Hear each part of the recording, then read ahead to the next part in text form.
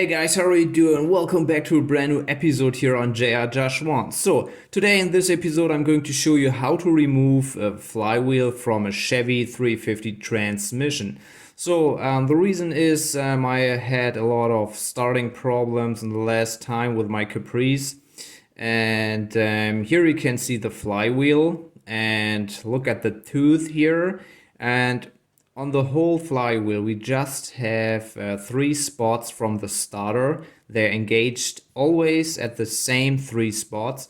And after 52 years, the flywheel looks very used and make me this problem. So it's very okay, nothing worse, but a lot of work because you have to pull the whole transmission out. Okay, here on the right side, we have 3 bolts. One is here behind the hose. Here's another one. This bracket here. Here's the last one. First, second, here, the third. One special here for the third on the right side, the screw. I use the ratchet, 2 long extensions, a joint socket and the nut. I remove the splint with a flathead screwdriver and pull out the whole lever from the transmission.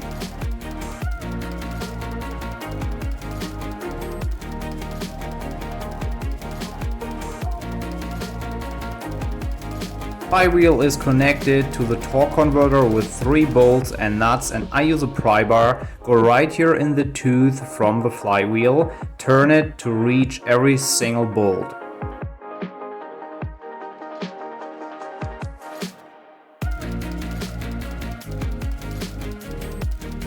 I loosen the transmission cooler lines with a wrench, then I use WD-40 to avoid damaging the lines. I also loosen the lines on the radiator side to avoid twisting or bending, but I leave the lines underneath the car. Clean up the area around the dipstick tube and pull it out. And in the next step, disconnect the electrical connector. Place a jack with a thick piece of wood under the oil pan and align it in the middle. We have here the drive shaft. You can just easy pull out this side here and then follow the drive shaft, and here we have a U-joint inside.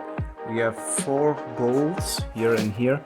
Make sure you make a mark, so because it's better to replace or install the shaft on the same way like before. I remove the 4 screws together with the 2 clamps right from the U-joints. Then I use a pry bar, push it carefully, and then I can remove the whole drive shaft. After that, I put the clamps back in place. 2 screws on the left side, 2 on the right side, and 2 on the middle. So remove all the screws, washers, and nuts. Carefully, I remove the hook from the parking brake cable. Here we have the 2 rubber bushings. Look at the great condition here. These are fastened with a plate and 2 bolts at the end. They have to be removed beforehand, otherwise you can't get the transmission mount out. Then put all the screws back in place. Use a strap to additionally secure the transmission.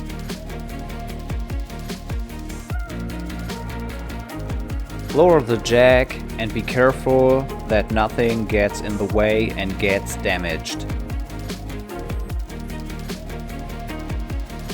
I loosen the 6 screws of the flywheel with a pneumatic wrench, then I loosen it by shaking it back and forth and remove it from the crankshaft. I will check the back of the engine for leaks and replace some gaskets if necessary. Alright guys, that was the first part of removing the transmission. I hope it was helpful. Stay tuned for the second part, installing the gearbox. If you like it, give a thumb up, subscribe my channel, I would appreciate that.